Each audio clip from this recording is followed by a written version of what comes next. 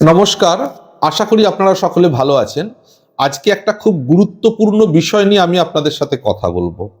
এই যারা ব্যবসা করেন, এই ব্যবসায় দেখা যায় অনেক সময় ব্যবসা খুব ভালো চলছে। আবার অনেক সময়ই দেখা যায় সেই ব্যবসা, যে ব্যবসা একটা সময় খুব ভালো চলেছিল, হঠাৎ করে লসের মুখ দেখতে দেখতে আপনাকে একদম খাদের কিনারায় পৌঁছে দেয়। আচ্ছা, এটা কেন হয়? আজকে আপনাদেরকে সেই জিনিসটাই জানাবো। এই যে ব্যবসা কখনো লাভ কখনো লস। আচ্ছা, এই ব্যবসাই তো আপনার বাবা ঠাকুরদা করে এসেছেন, খুব ভালো চলতো, আপনারও প্রথম সময় ভালো চলেছে। এই মুহূর্তে লসটাই কেন চলছে? এবং সেই লসটা চলতে চলতে দীর্ঘদিন ধরে চলার কারণে কেন আপনার মনে হচ্ছে হয়তো ব্যবসাটা আমি আর টানতে পারবো না, ব্যবসাটা আমাকে বন্ধ করে দিতে হতে পারে? কিন্তু না, ব্যবসা বন্ধ করতে হবে না। এইগুলো কিন্তু আগাম বোঝা যায় যে কোন সময়টা ব্যবসা আপনার ভালো চলবে আর কোন সময়টা ব্যবসা আপনার খারাপ চলবে। অ্যাটলিস্ট প্রতিকার না গ্রহণ করুন, একটি জন্মকুণ্ডলীর মাধ্যম দিয়েই কিন্তু আপনি বুঝতে পারবেন যে কোন কোন বছরগুলো বা কোন কোন মাসগুলো ব্যবসা আপনার জন্য খুব ভালো চলবে আর কোন কোন বছরগুলো আপনার জন্য ব্যবসা খুব খারাপ চলবে। এবার আপনি ভাবুন তো, আপনি যদি অগ্রিম জানতে পেরে যান যে এই বছরগুলো ব্যবসা আমার জন্য খারাপ চলতে পারে, সেক্ষেত্রে আপনি প্রতিকারমূলক কি করতে পারেন? না, যখন আপনার ব্যবসা ভালো চলেছিল তখন আপনি সেই প্রতিকারগুলো গ্রহণ করে ফেললেন, তাহলে কিন্তু এতটা লসের মুখ আপনাকে দেখতে হবে না। আর আমাদের ক্ষেত্রে কি হয় না, যখন ব্যবসা লসে চলতে চলতে এমন একটা পজিশনে এসে দাঁড়ায় যখন আমার কোনো রকম প্রতিকার গ্রহণ করার কোনো ক্ষমতাই থাকে না, তখন আমরা দ্বারস্থ হই কোনো অ্যাস্ট্রোলজারের, যে আমার ব্যবসা এই মুহূর্তে কেন লসে চলছে এবং তার প্রতিকার কি আছে। সেই সময় গ্রহণ করার ইচ্ছা থাকলেও আমরা প্রতিকার গ্রহণ করতে পারি না। আপনাদেরকে আরেকটি বিষয় নিয়ে জানাবো। এই যে আপনারা হয়তো প্রশ্ন করতে পারেন যে এই ব্যবসাই তো আমার জন্য একটা সময় ভালো চলেছিল, তাহলে এখনই কেন খারাপ চলছে? দেখুন, একটা জ্যোতিষগতভাবে একটা জন্মকুণ্ডলী বিচার করলে অনেক কিছু ইঙ্গিত পাওয়া যায়। ইঙ্গিতটা কিরকম? প্রথমত, আপনি কোন ট্রেডের ব্যবসা করছেন, কি ধরনের ব্যবসা করছেন, আপনার ব্যবসার ধরনটা কি, সেটা কি আপনার জন্য সুইটেবল? যাদের নতুন ব্যবসা বিশেষ করে করতে চলেছেন তাদের জন্য তো ভীষণ ইম্পর্টেন্ট এটা। আপনি যে ব্যবসা করছেন, আপনি কোনো একটা খনিজ দ্রব্যের ব্যবসা করতে যাচ্ছেন, আপনি কোনো রকম খাদ্যদ্রব্যের ব্যবসা করতে যাচ্ছেন, আপনি কোনো রকম তরল পদার্থের ব্যবসা করতে যাচ্ছেন, সেটা কি আদৌ আপনার জন্য সুটেবল? আচ্ছা, আপনি হাজার হাজার লক্ষ লক্ষ টাকা বিনিয়োগ করে একটা ব্যবসা শুরু করতে যাচ্ছেন, তার আগে কি এটা জেনে নেওয়াটা প্রয়োজনীয় নয় যে এই ব্যবসাটা আদৌ আপনার জন্য শুট করবে কিনা? এবার আপনি কয়েক লক্ষ টাকা ইনভেস্ট করে ফেলেছেন, সেই ব্যবসা আপনার কুণ্ডলীর সঙ্গে ম্যাচ করে না, আদৌ আপনার সুটেবল নয় সেটা, তাহলে আপনাকে লসের মুখ দেখতেই হবে। তাহলে এতগুলো টাকা যে বিনিয়োগ করলেন সবটাই কিন্তু আপনার বৃথা গেল।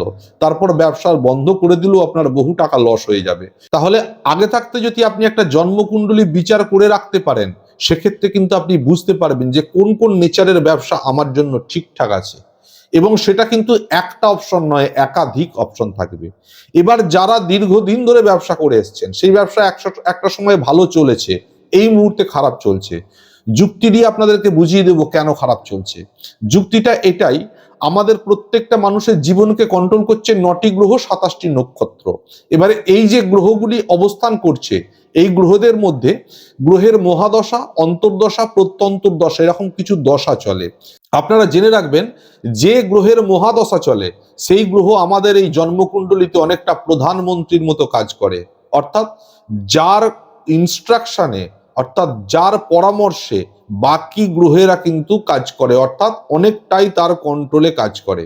এবার কোনো একটা সময়ে কোনো একটি গ্রহের মহাদশায় আপনার ব্যবসা অত্যন্ত ভালো চলেছে, এই মুহূর্তে ব্যবসা খারাপ চলছে, তার কারণটা হচ্ছে এই মুহূর্তে দেখা যাবে অন্য গ্রহের মহাদশা এসে হাজির হয়েছে। অর্থাৎ যে গ্রহ আপনার জন্য খুব শুভ ছিল তার মহাদশা শেষ হয়ে গিয়ে এখন কোনো আপনার কুণ্ডলী অনুযায়ী কোনো অশুভ গ্রহের মহাদশা চলছে। অর্থাৎ দশা অন্তর্দশা যখন পরিবর্তন হয়, তখন কিন্তু আমাদের জীবনে, কর্মক্ষেত্রে বা সব দিক থেকে আমাদের জীবনটাতেও অনেক রকম পরিবর্তন দেখা যায়। তার জন্যই কিন্তু অনেক সময় দেখা যায় এক সময় ভালো চলা ব্যবসা বর্তমানে খারাপ চলছে। কিন্তু আপনারা জেনে রাখবেন, প্রত্যেকটি জিনিসের সঠিক প্রতিকার আছে। যদি আমরা নিজেদের একটি করে জন্মকুণ্ডলী বিচার করিয়ে সেই প্রতিকার গ্রহণ করে রাখতে পারি, তাহলে গ্রহের দশা অন্তর্দশা যতই পরিবর্তন হোক না কেন, তার সাপোর্ট যদি আপনার কাছে দেওয়া থাকে, তাহলে আপনাকে অতটা খারাপ পরিস্থিতিতেও পড়তে হবে না। যার জন্যই বারে বারে বলা হয়, সঠিকভাবে জন্মপত্রিকা বা জন্মকুণ্ডলী বিচার করিয়ে প্রতিকার গ্রহণ করে থাকুন। আপনার এই যে লক্ষ লক্ষ টাকা বিনিয়োগ করে স্বপ্নের ব্যবসা, সেই ব্যবসা কিন্তু এমন পজিশনে আসবে না যে আপনাকে কোনোদিন বন্ধ করে দিতে হতে পারে বা আপনাকে পথে বসে যেতে হতে পারে। এবারে এই যে জন্মপত্রিকা আপনি বিচার করিয়েছেন, তার প্রতিকার কিন্তু বহু রকম ভাবে হতে পারে। কখনো রত্ন দ্বারা, কখনো কবচ দ্বারা, কখনো রুদ্রাক্ষ দ্বারা, বিভিন্ন টোনা টোটকা, বিভিন্ন ক্রিয়া আছে যার দ্বারা কিন্তু এর প্রতিকার করা সম্ভব এবং গ্যারেন্টেড প্রতিকার করা সম্ভব। সুতরাং আপনারা নিশ্চিন্ত মনে এত টাকা যখন বিনিয়োগই করছেন, জন্মকুণ্ডলী বিচার করিয়ে জন্মকুণ্ডলীর দেখানো দিশাতে পা দিয়ে আপনারা সেই পথে হাঁটুন। দেখুন, জীবনে বড় কোনো ঘাত প্রতিঘাত আসবে না, এটা নিশ্চিতভাবে বলতে পারি। ভালো থাকবেন, সুস্থ থাকবেন।